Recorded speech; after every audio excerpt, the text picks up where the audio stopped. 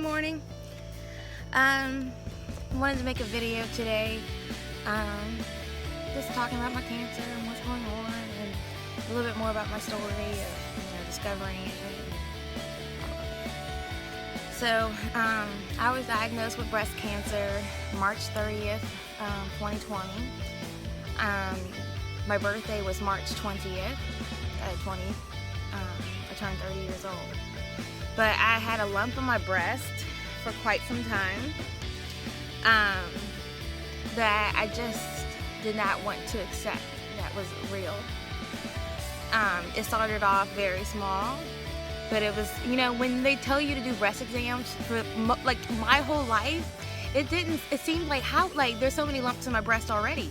Like, how would I be able to detect this distinct lump? But you will. Like, if there is a tumor in there or a breast cancer, or please talk to your physician, I don't know the right terminology, but if you will know it's distinct and it's different than the tissue, you will be able to know. Even if some women have more dense breasts, and so it takes different types of mammograms in order to see it, and maybe you don't feel it, but hopefully, there's early detection. But mine got larger and larger in a fast amount of time, and then it kind of pierced through the skin, and there was you could see it. Like, I have some photographs, and I just have to compile them together. But when even I could wear a bra and you would see this huge lump poking out of there. It was but even in that, I was in denial and I didn't want to deal with it. But long story short, I went to the doctor, and they diagnosed me with stage 3 triple negative breast cancer. And I'm like, oh my gosh, like, I really, honestly, God, thought it was gonna be a cyst. Like, I've heard people tell me that they've gotten cysts, so I kept, it just shocked the hell out of me. Like, breast cancer, like, that's so strange. And then this year, because I felt it this year, it grew this year, it's just so strange. 2020 is strange.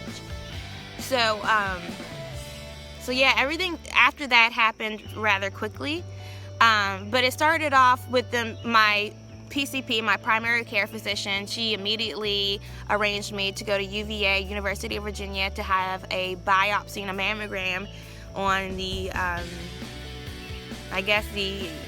area of concern. And yeah, so they did a biopsy. In a biopsy, they numbed the area right here, under my arm, sort of. And again, I'm not a physician, I'm not a doctor, and I don't claim to be, and I really was like head this way during the whole process. But I certainly asked questions. Like, I'm learning, I'm off topic. I'm not the type of person that goes to the doctor or has ever needed to go to the doctor. I'm a healthy person. Like, I am. Everyone gets the flu and everyone gets sick. I get flu, I get sick, and I heal. I don't fucking go to the doctor. I deal with that shit at home. And it doesn't take much for me. Like, knock on wood, but that's how it's always been for me. Now I got cancer. Like, this is all. So when I go to the doctor, I'm asking so many questions, and maybe dumb questions, because I've never spent the night in the hospital. I'm fine. Like, I'm healthy, I'm full of energy, I'm excited. The only person I might see is a counselor. But I don't go anything for physicality.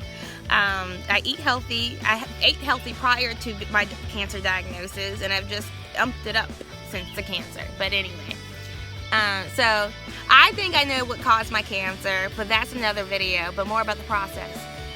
So I had the biopsy. They basically just took a sample of the concerned area, or the enlarged, I don't know what you call it at that point, but now we know it's a tumor. They took a sample, tested it, and it came back as, triple negative. So I was like, no, first, this is what happened. No, nothing against UVA.